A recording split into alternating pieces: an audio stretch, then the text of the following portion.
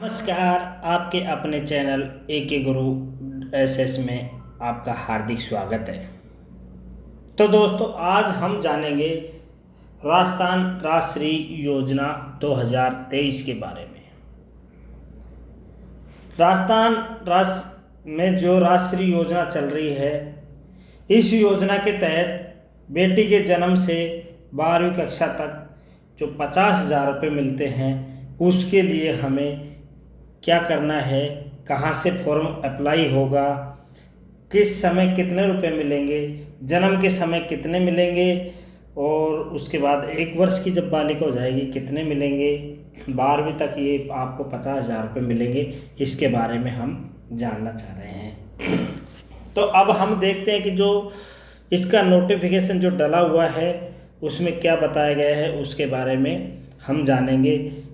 राजस्थान मुख्यमंत्री राष्ट्रीय योजना की जो संपूर्ण डिटेल है वो हम देखते हैं। कौन से डॉक्यूमेंट हमें चाहिए, कहाँ पे रजिस्ट्रेशन होगा और कितने समय में वो 50,000 रुपये कंप्लीट मिलेंगे, जिसके बारे में अब हम जानेंगे। तो उसके लिए जो मैं आपको बता रहा हूँ, जो नोटिफिकेशन जो इस डला हुआ है, इसका मुख्यमंत्री राष्ट्रीय योजना की जो दिशा निर्देश है उसके बारे में। सबसे पहले तो हम योजना का परिचय जान लेते हैं कि योजना को चलाने का जो मुख्य उद्देश्य वो क्या है। इस योजना को चलाया गया था कब से, 1 जून 2016 से। तो 1 जून 2016 के बाद जन्म लेने वाली बालिकाएं इसके लाभ की पात्र होंगी। पहली बात यह है। और इसकी घोषणा कब हुई थी, मुख्यमंत्री महोदय द्वारा इसकी घोषणा की गई थी 2016-17 की बजट घोषणा में इसकी घोषणा की गई थी, जिसका उद्देश्य क्या था कि जो बालिकाओं के प्रति जो समाज में जो सकारात्मक सोच विकसित करने का इसका उद्देश्य था कि जो हमारे समाज में बालिकाएं होती हैं, लोग उनको बोझ मानते हैं। इस उद्देश्य को या इसके प्रति लोगों का सकारात्मक रुख कैसा है, उसके लिए ये जो राष्ट्रीय योजना चलाई गई थी। अब हम इसके बारे में राष्ट्रीय योजना का जो उद्देश्य है वो उद्देश्य क्या क्या रहे थे उसके बारे में हम थोड़ा सा जान लेते हैं। योजना का जो उद्देश्य है उसके बारे में, राज्य में बालिका के जन्म के प्रति सकारात्मक वातावरण तैयार करते हुए बालिका का समग्र विकास करने के लिए, साथ में लिंग भेद मिटाने के लिए, उसके लालन पालन और पोषण के लिए, और इसके अलावा क्या है, संस्थागत प्रसव को बढ़ावा देने के लिए, बालिकाओं की मृत्यु दर में कमी लाना व घटते लिंगानुपात में सुधार के लिए। इसके साथ साथ क्या किया गया था कि बालिका का विद्यालय में नामांकन और ठहराव सुनिश्चित करने के लिए कि बालिकाएं क्या है कि उसको उनके जो गार्जियंस होते हैं वो कम समय के लिए पढ़ाते हैं, विद्यालय में एडमिशन नहीं कराते हैं। और सबसे जो बड़ी बात है कि बालिका को समाज में समानता का अधिकार दिलाना। जो हमारा समाज है उसके अंदर बालिकाओं को समानता का अधिकार कैसे मिले। अब इस योजना के अंतर्गत जो लाभ मिलेगा वो क्या है, उसके लिए योजना के जो अंतर्गत जो लाभ है उसमें दे लाभ में है, योजना के अंतर्गत प्रत्येक लाभार्थी बालिका के माता पिता अभिभावकों को कुल राशि 50,000 रुपये अधिकतम का भुगतान किया जाएगा। अब वो जो 50,000 का भुगतान है वो कैसे किया जाएगा उसके बारे में हम थोड़ा सा आगे जान लेते हैं।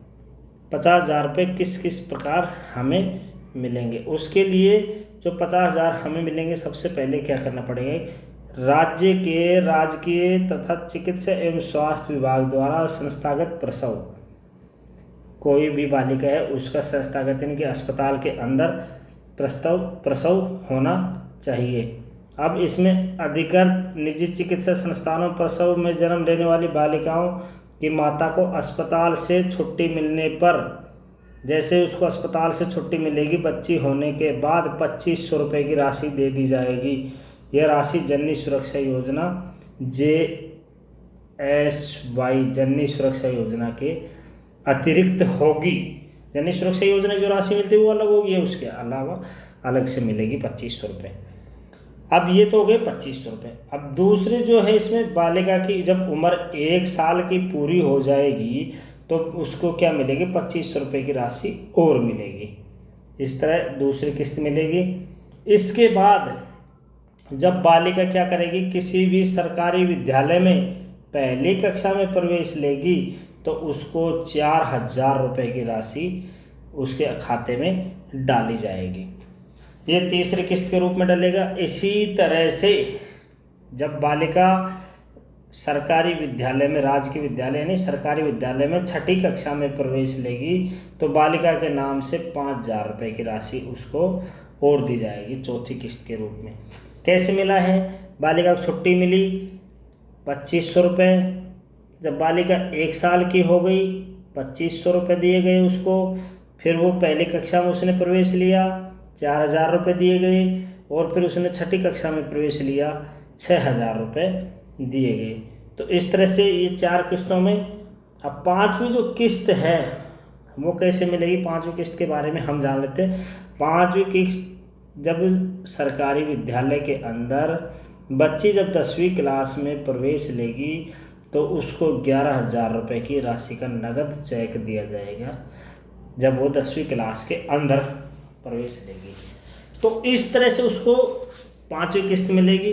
और जो अंतिम एवं छठी किस्त है, जब बालिका किसी भी राजकीय विद्यालय में या सरकारी विद्यालय के अंदर 12वीं कक्षा उत्तीर्ण कर लेगी तो उसको क्या होगा, 25,000 रुपये की राशि दी जाएगी। जब वो 12वीं कक्षा पास कर लेगी तब उसको क्या मिलेगा, 25,000 रुपये की राशि उसके खाते में ट्रांसफ़र की जाएगी। अब ये तो हुई बात किस्तों की। अब हम जानना चाहते हैं पात्रता, यानी कि कौन कौन इस योजना का लाभ ले सकता है। तो इसमें पात्रता में जो बताया गया है, पात्रता है जिसके बारे में हम जान रहे हैं, उसमें बताया गया 1 जून 2016 के बाद जिन बालिकाओं का जन्म हुआ है वो इस योजना के लिए पात्र होंगी। अब इसके साथ में ऐसी बालिकाएं जिनके माता पिता आधार कार्ड अथवा भामाशाह कार्ड धारी हो, यदि हितग्राही के पास प्रथम किस्त का लाभ लेते समय आधार कार्ड और भामाशाह कार्ड नहीं है तो वह प्रथम किस्त का लाभ संस्थागत प्रसव के आधार पर प्रदान किया जाएगा, किंतु दूसरी किस्त का लाभ लेने से पूर्व आधार तथा भामाशाह की प्रति उपलब्ध कराना होगा। इसमें क्या है कि 1 जून 16 के बाद जो भी बालिकाएं हैं उनको लाभ मिल जाएगा। पहली किस्त तो उसको जैसे ही वहाँ से छुट्टी मिलेगी अस्पताल से तो मिल जाएगी, लेकिन दूसरी किस्त के लिए उसको जब मिलेगा जब उसका नाम आधार कार्ड या जन आधार या भामाशाह में जुड़ा हुआ हो। फिर योजना का लाभ लेने के लिए राजस्थान की मूल निवासी महिलाओं को ही ये देय है, जो प्रसूता जो महिला होती है ऐसे। और वो कैसी महिलाएं होंगी जिनका संस्थागत प्रसव राज्य के बाहर हुआ है, वह जननी सुरक्षा योजना का परिलाभ प्राप्त किया है, को बालिका के जीवित जन्म प्रमाण पत्र प्रस्तुत करने पर मुख्यमंत्री राष्ट्रीय योजना का मूल निवास क्षेत्र अधिकार वाले राजकीय चिकित्सा संस्थान में देय होगा। और जो राज्य से बाहर की जो महिलाएं हैं उनको इसका परिलाभ नहीं दिया जाएगा।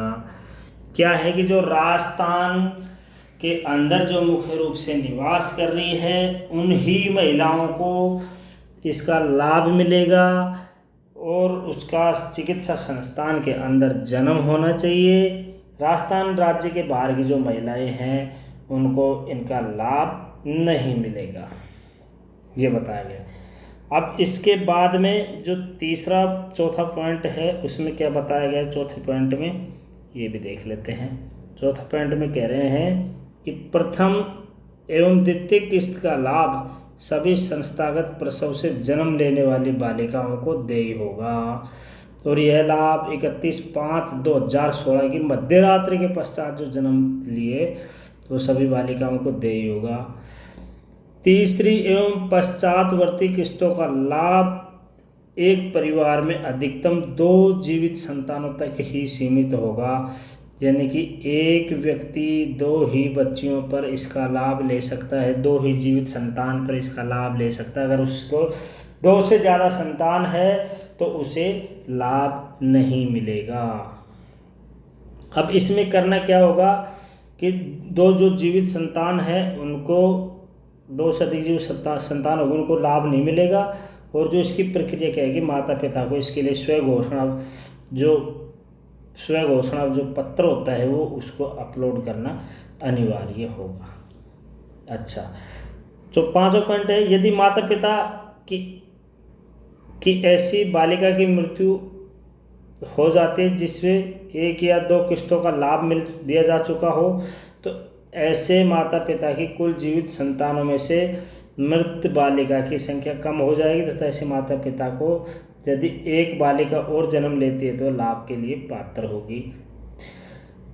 तो इसमें क्या है, जैसे मान लो कोई बच्ची है, दूसरी बच्ची है और उसको 2 किस्तों का लाभ मिल चुका है, अब वो क्या हो गई है, ख़त्म हो गई है, मर चुकी है, तो उसके बाद उसको क्या है कि जो और संतान होगी तो वो लाभ के लिए पात्र होगी।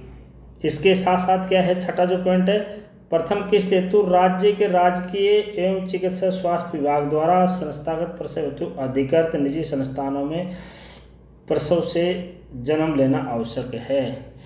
कह रहा है कि जो इस लाभ के लेने के लिए क्या है कि राजकीय चिकित्सा होना चाहिए, या जो निजी चिकित्सा संस्थान है वो क्या होना चाहिए, अधिकृत होना चाहिए, गवर्नमेंट द्वारा पंजीकरण होना चाहिए, उसी को इसका लाभ मिल सकता है। इसके अलावा जो 7वां पॉइंट है, द्वितीय किस्त का लाभ चिकित्सा एवं स्वास्थ्य विभाग द्वारा जारी मातृ शिशु स्वास्थ्य कार्ड ममता कार्ड के अनुसार सभी टीके लगवाने के आधार पर देय होगा। दूसरी किस्त तभी मिलेगी जब ममता कार्ड में सभी टीके लगे हुए हो। 8वां पॉइंट है, प्रथम किस्त से लाभान्वितों को समेकित बालिका सेवाओं के माध्यम से आंगनबाड़ी केंद्र से जोड़ने का प्रयास किया जाएगा कि जो भी महिलाएं हैं उनको क्या है, आंगनबाड़ी केंद्र से रजिस्टर्ड किया जाएगा। 9वां पॉइंट क्या है कि मुख्यमंत्री राष्ट्रीय योजना का द्वितीय बालिका की उम्र पर 1 वर्ष पूर्ण होने पर आवश्यक टीकाकरण पश्चात एवं तृतीय बालिका के राजकीय विद्यालय में कक्षा में प्रवेश लेने पर परिलाभ तभी देय होगा जबकि उसने प्रथम परिलाभ प्राप्त किया, पहली किस्त प्राप्त की हो तभी उनको ये दूसरी तीसरी किस्त मिलेंगी। अगर उसने पहली किस्त प्राप्त नहीं की है तो उसको बाद की किस्तें नहीं मिलेंगी। 10वां पॉइंट कह रहा है कि ऐसी महिलाएं लाभ की पात्र होंगी जो राज्य सरकार द्वारा संचालित शिक्षण संस्थानों प्रत्येक चरण में 1, 6, 10, 12 शिक्षारत रही हो। इसके साथ जैसे पहली कक्षा में प्रवेश पर, छठी कक्षा में प्रवेश पर, 10वीं कक्षा में और 12वीं कक्षा में उसने प्रवेश किया हो तो ही उनको लाभ मिलेगा। योजना की अगली किस्त पूर्व में सभी किस्तें प्राप्त करने की स्थिति में ही देय होंगी। अगर मान लीजिए आपने पहली किस्त नहीं ली है तो उसके बाद आपको कोई किस्त नहीं मिलेगी। आपने मान लीजिए 4 किस्त ले लिए, 5वीं किस्त नहीं लिए तो आपको छठी किस्त नहीं मिलेगी। इस तरह से क्या है कि कोई भी जो योजना है उसकी जानकारी आप लेना चाह रहे हो या लेना चाहते हो उसकी किस्त, तो उसके लिए आपको पूर्व की किस्तें यानी पहले किस्त ली होना अनिवार्य होना चाहिए। अब इसकी जो प्रक्रिया है वो क्या है, किस तरह से हम इसको वो कर सकते हैं।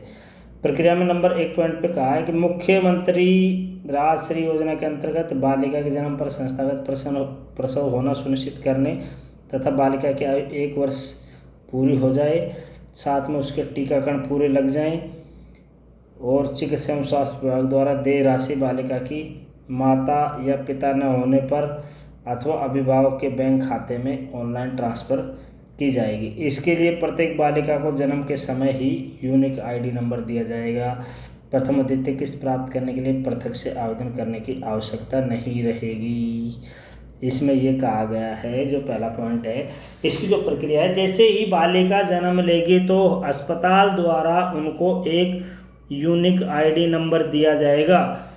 इस यूनिक आईडी नंबर के आधार पर ही उसको सारी किस्तें प्राप्त होगी। अगर आपको वहाँ से यूनिक आईडी नंबर नहीं मिलता है तो आप उस किस्त के मतलब पात्र नहीं होंगे। तो इसके लिए आवेदन अलग से करने की कोई आवश्यकता नहीं रहती। द्वितीय किस्त का लाभ लेने हेतु टीकाकरण प्रमाण के रूप में चिकित्सा एवं स्वास्थ्य विभाग द्वारा जारी मातृ शिशु स्वास्थ्य कार्ड ममता कार्ड अपलोड करने पर देय होगा। दूसरी किस्त प्राप्त करोगे तो आपको उनका जो मातृ शिशु स्वास्थ्य कार्ड है, ममता कार्ड जो आपको दिया उसको अपलोड करना पड़ेगा, जो टीकाकरण लगवाया, तब आपको दूसरी किस्त का लाभ मिलेगा। प्रथम एवं द्वितीय किस्त का लाभ बालिका को वर्तमान में संचालित शुभ लक्ष्मी योजना के अनुसार ही चिकित्सा स्वास्थ्य एवं परिवार कल्याण विभाग द्वारा दिया जाएगा। पहले दूसरी जो किस्त है शुभ लक्ष्मी जो योजना चल रही है उसके अनुसार ही चिकित्सा विभाग आपको देगा। तीसरी किस्त अर्थात बालिका के प्रथम कक्षा में प्रवेश लेने के उपरांत देय राशि प्राप्त करने हेतु बालिका के माता पिता न होने पर अभिभावकों के द्वारा निर्धारित प्रारूप में ऑनलाइन आवेदन पत्र, ई मित्र, अटल सेवा केंद्र या अन्य उपलब्ध विकल्पों के माध्यम से करना होगा। आवेदन के साथ मातृ शिशु सुरक्षा कार्ड, MCP जो कार्ड होता है, ममता कार्ड जिसको बोलते हैं, कि प्रति विद्यालय में प्रवेश का प्रमाण पत्र, 2 संतानों संबंधी घोषणा पत्र भी अपलोड करना होगा जब आपको तीसरी किस्त मिलेगी। तीसरी किस्त के लिए आपको ई मित्र से, अटल सेवा केंद्र से क्या करना पड़ेगा, आवेदन करना पड़ेगा। अब इसके बाद है ऑनलाइन जो आवेदन कर रहे हैं उसके बारे में।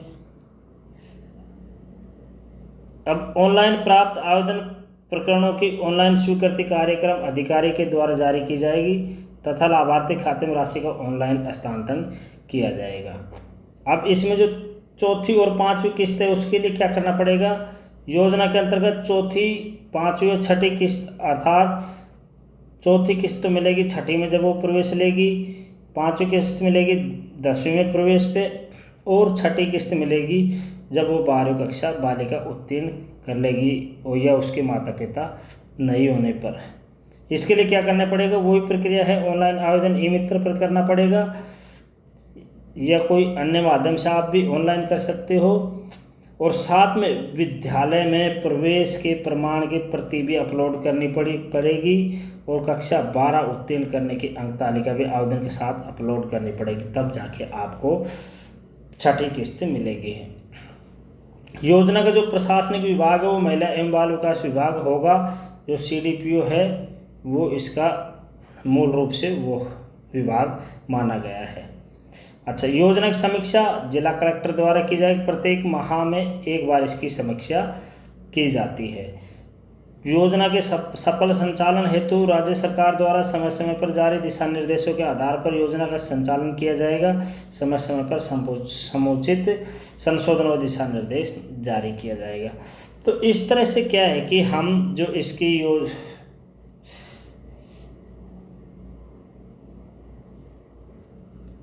जो राष्ट्रीय योजना की जो फॉर्म की जो जानकारी थी वो हमने प्राप्त की है, किस तरह से हम इसी को भर सकते हैं।